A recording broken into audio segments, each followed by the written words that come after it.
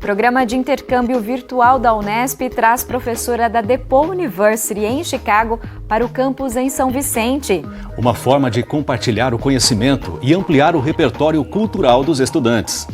E você sabe qual a importância das universidades para a manutenção do sistema de saúde pública no Brasil? Esse é o tema da nossa entrevista do dia com o epidemiologista Naomar de Almeida Filho, que visitou o campus da Unesp em Botucatu. O Unesp Notícias começa agora.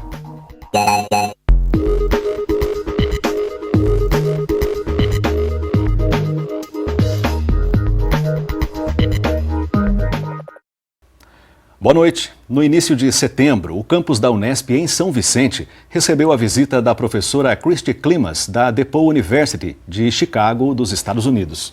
Sim, a vinda dela é parte do programa Brave, uma modalidade de aprendizagem colaborativa online criada pela Unesp. Vamos conferir como foi a vinda dela na reportagem. Esta é a primeira vez que Christy Klimas vem ao estado de São Paulo. A professora da DePaul University tem uma importante trajetória de pesquisa na região amazônica e aproveitou a visita ao campus da Unesp em São Vicente para trazer um relato dos estudos que desenvolveu por lá.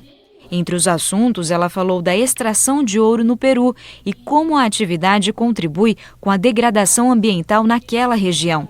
E ainda a falta de consciência desses efeitos por parte de quem consome produtos feitos com o ouro peruano.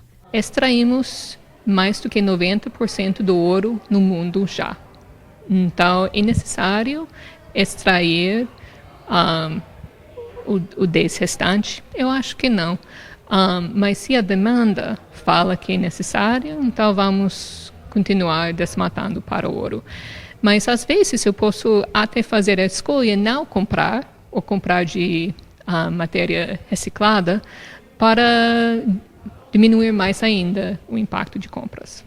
Esse contato com os alunos só foi possível a partir do Brave, o programa da Unesp que oferece uma modalidade de aprendizagem colaborativa pela internet. Durante 6 semanas, a professora Christy e o professor Odair desenvolveram juntos uma disciplina sobre ecologia urbana, que discutiu a realidade das cidades de Chicago e São Vicente. O resultado foi este calendário com imagens e textos explicativos dos dois locais. Eu, como ex-aluno da Unesp, essa questão da internacionalização é algo que me agrada muito. E essa atividade, propriamente dita, ela teve início a partir de uma provocação da DePaul, que enviou aqui o professor Jean Mário para tentar fazer novas conexões com o Brasil. Eu assisti a apresentação dele e, através dele, ele me colocou em contato com a professora Christy. E aí nós pensamos e propomos essa atividade de intercâmbio virtual. Nós temos uma oportunidade comparar duas áreas urbanas e comparar a ecologia, mas também deu para os estudantes uma oportunidade de falar sobre os próprios países.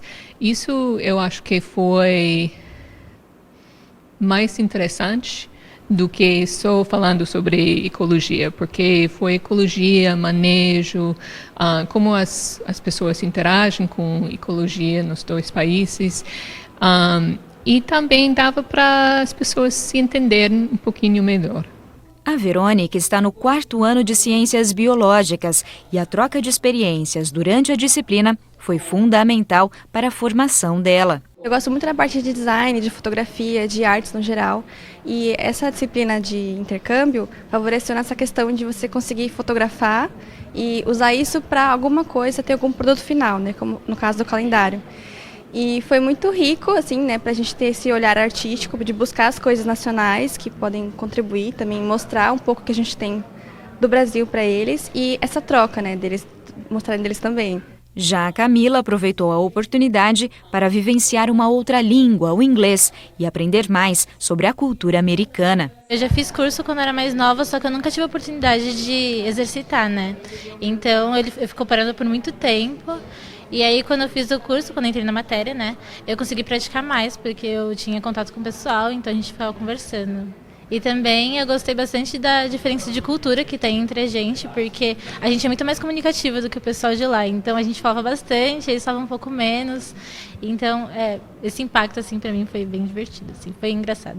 O resultado foi bastante positivo e bastante promissor, porque permitiu abrir uma janela, né, de oportunidades para os alunos e deixá-los mais à vontade para se projetarem mundialmente. O professor Odair ainda destacou o uso da tecnologia, um princípio do Brave, como um facilitador para a implementação do programa. Smartphones e tablets, eles permitem que, com um custo muito baixo, né, nós conseguimos oferecer aos alunos atividades como essas e conectá-los com alunos de outras nações, outras culturas, e também para eles se valorizarem e verem qual o interesse das outras sociedades de outros países em conhecer um pouco mais sobre o Brasil, saber exatamente o que acontece aqui, o que é mito, o que não é.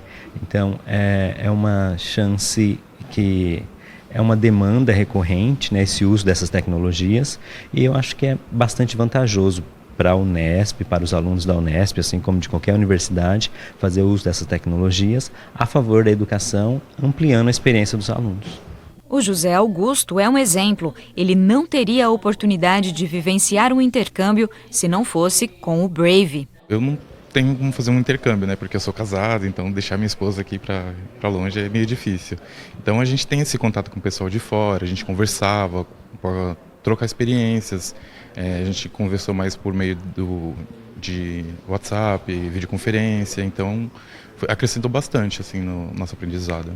Mesmo quem só participou da palestra presencial com a professora Christie sabe que ações como essa são indispensáveis para a formação dos estudantes. Principalmente para a Unesp é muito bom, né? Porque das 3 estaduais ela é a que mais se pulverizou pelo estado, então ela tem desde campi maiores até menores. No nosso caso, né, do Litoral Paulista é um campus menor, então é ótimo a gente ter a oportunidade de conversar com pessoas de fora, com uma outra mentalidade, com outros trabalhos, né?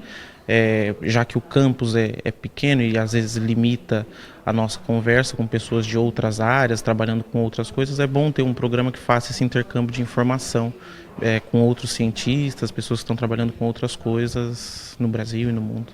Por isso, a ideia é que outras atividades sejam oferecidas nos próximos semestres. Nós vamos continuar trabalhando, né, dessa maneira, aproveitar a estadia da professora Christie aqui para fazer os ajustes, né, do que a gente achou que poderia ser melhor em relação a outra edição, e vamos continuar trabalhando em conjunto, abrindo essas oportunidades para os próximos anos. E agora nós vamos para um rápido intervalo, mas na volta nós trazemos os destaques da nossa agenda semanal. E hoje ainda tem uma entrevista com o epidemiologista Naomar de Almeida Filho. Ele vai nos ajudar a entender o papel das universidades na manutenção do sistema de saúde pública no Brasil. Então não saia daí, nós voltamos em instantes.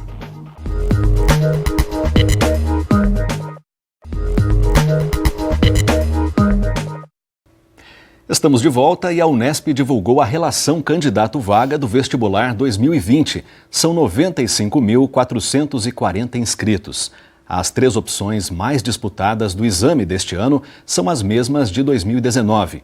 Pela ordem, Medicina em Botucatu, com 311 candidatos por vaga, Psicologia Integral em Bauru, com 60,9 candidatos por vaga, e Direito Matutino em Franca, com 47,3 candidatos vaga. A relação completa e os locais de prova estão disponíveis no site da VUNESP. A primeira fase do vestibular será no dia 15 de novembro e a segunda nos dias 15 e 16 de dezembro. Para tirar dúvidas, o candidato ainda pode ligar para o Disque VUNESP de segunda a sexta-feira, das 8 da manhã às 6 da tarde. O telefone é o 11 3874 6300. E a Unesp também anunciou uma novidade. O CEP, o Conselho de Ensino, Pesquisa e Extensão Universitária, aprovou no último dia 29 de outubro a abertura de 195 vagas adicionais nos cursos de graduação da universidade para alunos participantes e medalhistas em Olimpíadas de Conhecimento. Elas serão distribuídas da seguinte forma: 43 para cursos na área de biológicas, 101 para graduações em exatas e 51 para cursos na área de humanidades. Essas vagas olímpicas vão ser preenchidas por meio de um edital próprio elaborado pela VUNESP. Serão consideradas 24 Olimpíadas diferentes, nacionais e internacionais, em todas as grandes áreas do conhecimento, mas as competições internacionais terão mais peso para a seleção. No site da Unesp você encontra a lista das Olimpíadas aceitas e também os cursos com as vagas. E junto com a aprovação das vagas olímpicas para ingresso na Unesp, o CEP também aprovou que as vagas remanescentes sejam destinadas aos estudantes participantes do Enem, o Exame Nacional do Ensino Médio. As vagas remanescentes são aquelas que não são preenchidas pelo vestibular da universidade. Os estudantes serão convocados após a 5ª e a 10ª chamada do vestibular 2020 da Unesp, com base na lista de vagas remanescentes dos cursos, e também em uma seleção feita pela VUNESP. Serão consideradas as notas dos 2 últimos exames, de 2018 e 2019. Vamos conferir agora os eventos que os estagiários de jornalismo da TV Unesp separaram para a agenda desta semana. E aí pessoal, tudo bom? Vamos para a primeira dica de hoje? No dia 13 de novembro, na Unesp em Franca, terá a palestra A Mulher em Situação de Rua, Maternidade e Outras Vivências. A atividade é promovida pelo Núcleo de Cidadania Ativa, mas é aberta para toda a comunidade interessada no tema. Começa às 7 da noite, no Anfiteatro 2 do campus. As inscrições são de graça e podem ser feitas pela internet, até o dia do evento. Para mais informações, basta acessar o site da Unesp em Franca. E você, Vitor, o que traz pra gente hoje? Oi, Vini, e eu trago para vocês um evento de Tupã. É a 15ª Feira de Produtos e Serviços da Unidade. Ela será realizada no dia 11 de novembro, das 7 às 10 da noite. O evento é resultado dos trabalhos desenvolvidos pelos alunos da disciplina de Administração Mercadológica 2 e funciona assim. Eles criaram empresas, produtos e serviços para serem expostos na comunidade interna e externa da Unesp. Será realizado na quadra poliesportiva do campus e é de graça. Se você não consegue ir até Tupã e ficou interessado, você pode encontrar mais informações nas redes sociais da feira. A minha dica agora é um simpósio promovido pela Liga de Neurociências da Unesp em Botucatu sobre as implicações do AVC. Essa é uma doença que impacta não somente a vida do paciente, mas de todos à volta. Serão discutidos os cuidados com quem sofreu AVC e instruções para os cuidadores. Será no dia 18 de novembro, às 6 da noite, no Anfiteatro de Patologia. Para se inscrever, basta acessar a aba de eventos da Faculdade de Medicina. Entre os dias 18 e 22 de novembro, será realizada mais uma edição do Fórum de Análise de Conjuntura. Com o tema Os Novos Rumos do Brasil e da América Latina, a ideia é construir um debate crítico e interdisciplinar. E olha que legal! Nos 2 primeiros dias do evento, 18 e 19 de novembro, ele será realizado lá na Unesp de Marília. E nos 2 últimos, 21 e 22, lá na Praça da Sé, em São Paulo. As inscrições podem ser feitas pela internet e vão até o dia 3 de novembro ou até as vagas acabarem. Para mais informações, você pode acessar o site da Unesp Marília, que aparece aqui embaixo na sua tela. No dia 19 de novembro vai ser realizado na Unesp em Botucatu o primeiro simpósio de imunização. Essa é uma boa oportunidade para profissionais da saúde que atuam nessa área se capacitarem. Será às 9 da manhã no Salão Nobre da Faculdade de Medicina. As inscrições podem ser feitas até a véspera do evento. Para mais informações, basta acessar o endereço que aparece em sua tela. Na aba Eventos você encontra o link para o simpósio. E para a gente fechar a agenda de hoje, o programa Idiomas Sem Fronteiras, com apoio do convênio Unesp Santander, vai oferecer entre os meses de novembro e dezembro uma oficina e 2 cursos sobre introdução e preparação para o exame de proficiência TOEFL. Eles serão realizados por meio de videoconferência e os inscritos vão receber um link para ter acesso às plataformas online. As atividades são abertas para todos os professores, servidores e estudantes da universidade. Para mais informações, você pode conferir na página do IBILSE.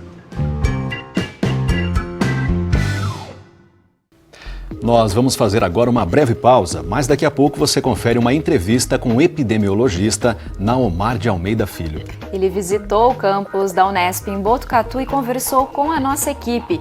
Ele nos ajuda a entender o papel das universidades na manutenção do sistema de saúde pública no Brasil. Então fique ligado que nós voltamos já já.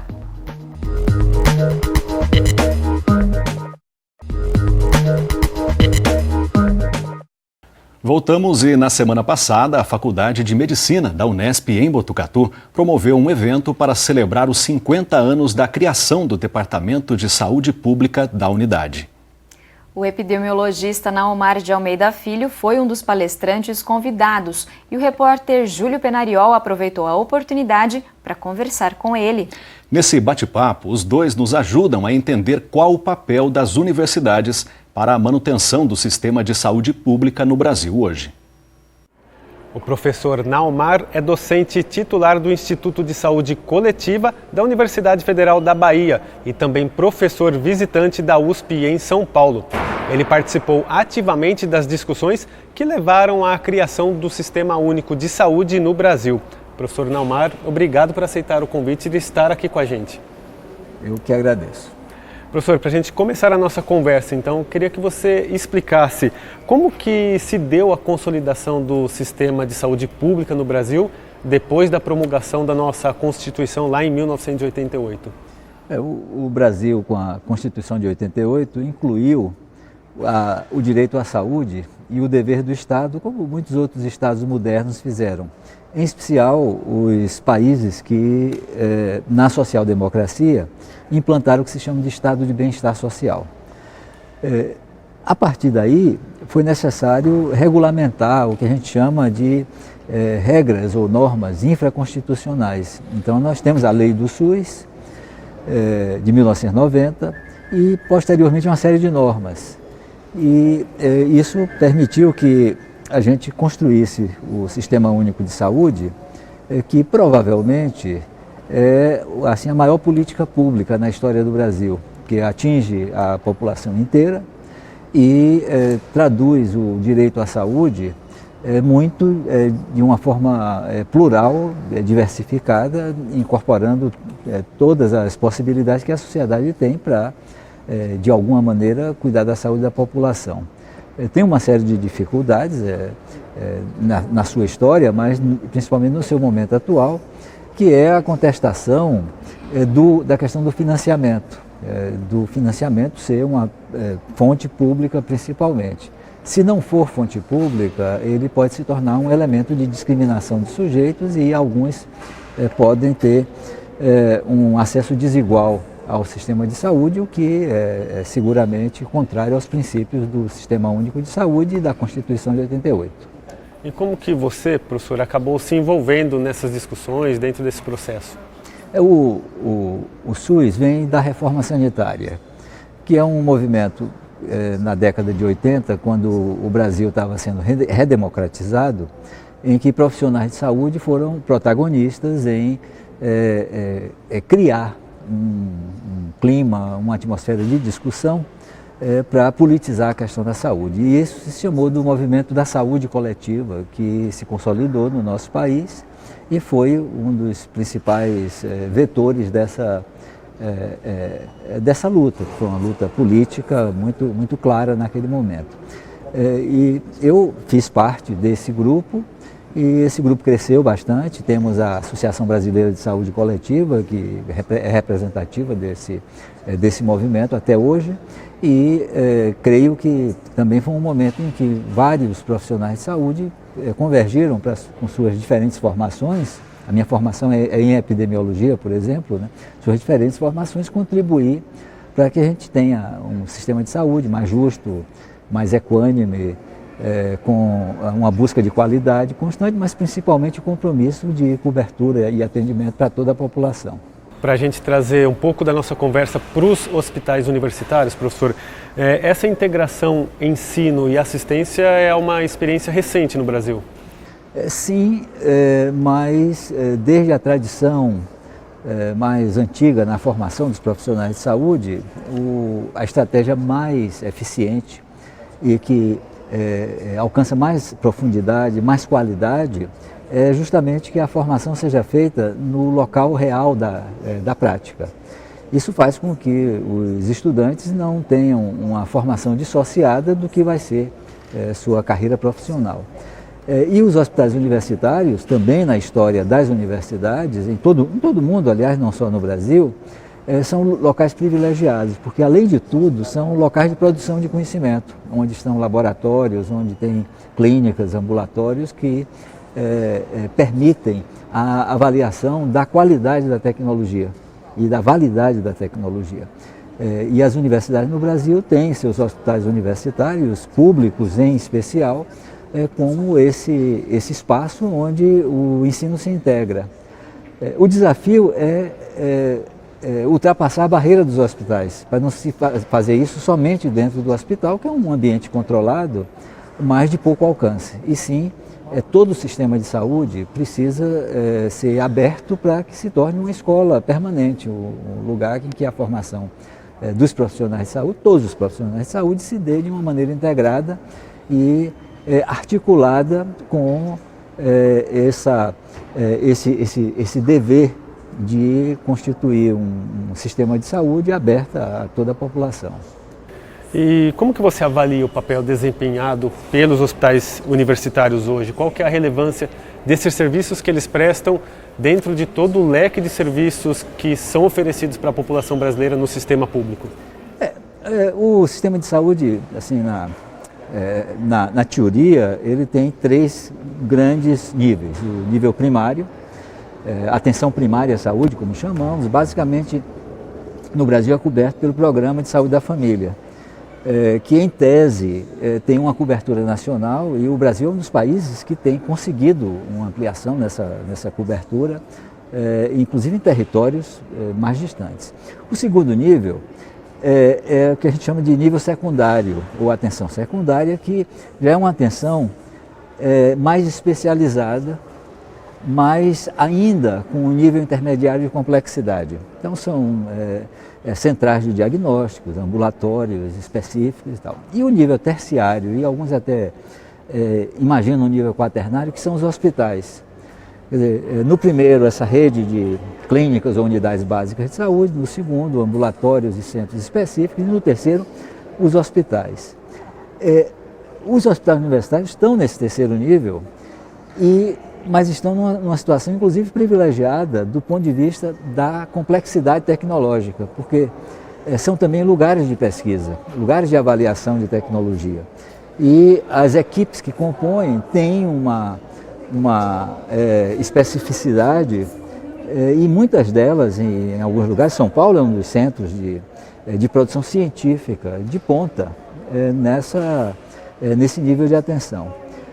A contribuição para o sistema, em geral, é uma contribuição que precisa se articular o que a gente chama de rede de referência, que é fazer com que o paciente que seja identificado no nível mais inicial do sistema, quer dizer, na atenção primária à saúde, se preciso, ele ou ela alcance o nível secundário, e se for necessário um tratamento de maior complexidade, que tenha essa referência para esse nível terciário ou quaternário de atenção.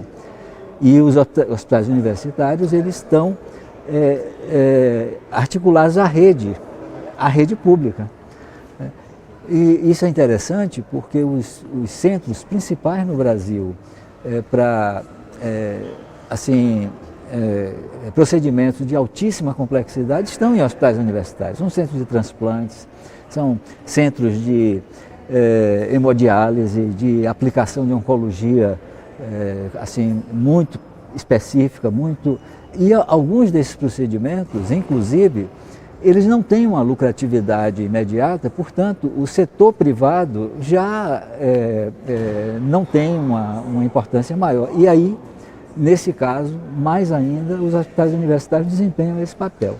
E para uma parcela importantíssima da população, quer dizer, aquela população que não é coberta por planos privados de saúde, o único acesso a esse cuidado de alta complexidade são os hospitais universitários, né?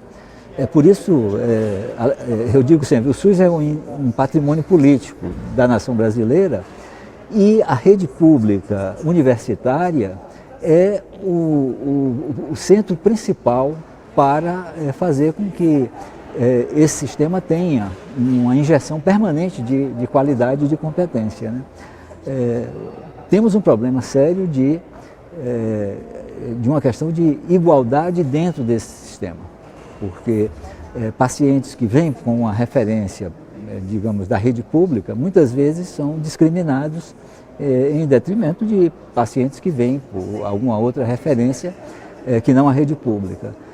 Mas isso é algo que o sistema de formação precisa continuamente estar fomentando, promovendo entre os estudantes, que são os futuros profissionais de saúde, uma formação que seja capaz de não somente produzir reparações, compensações, mas ativamente serem promotores de equidade dentro do sistema, né?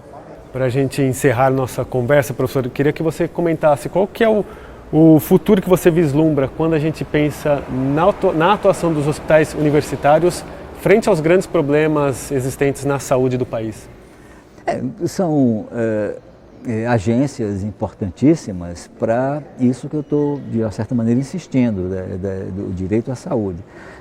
Até pelo fato de serem instituições que têm o elemento da formação de sujeitos, elas não são somente prestadoras de serviço.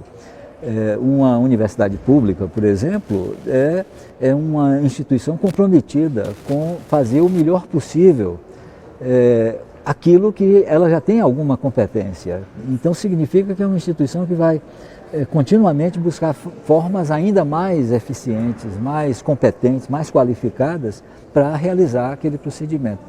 E os hospitais universitários desempenham essa finalidade também de serem os lugares em que, em tese, tudo que é avançado, tudo que é tecnologia de ponta, tudo que está assim na experimentação, tem um lugar para verificar sua efetividade, sua eficiência na situação real, né? Então, eu posso dizer até que isso já existe de uma certa maneira, os hospitais funcionam sempre em rede, mas são redes que o objetivo da pesquisa introduz um elemento de, não é somente uma qualidade mínima, é a qualidade máxima.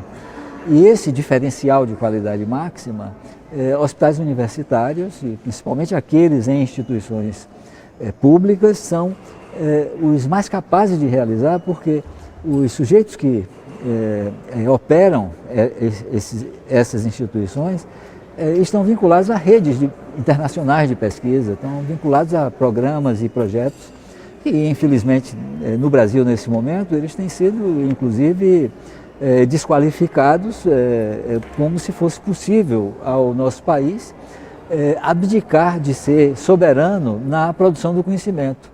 E aí a gente fica numa perspectiva que eu espero que não ocorra, a gente fica subordinado à importação de tecnologia.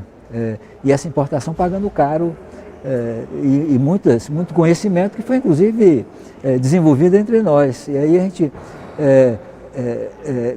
termina sendo forçado a ter uma posição dependente, uma posição submissa, e importar aquele conhecimento que, de fato, ele, nas universidades em especial, é tratado como um bem comum, como um bem público, como algo que permite a realização desse direito à saúde, como também o direito à educação.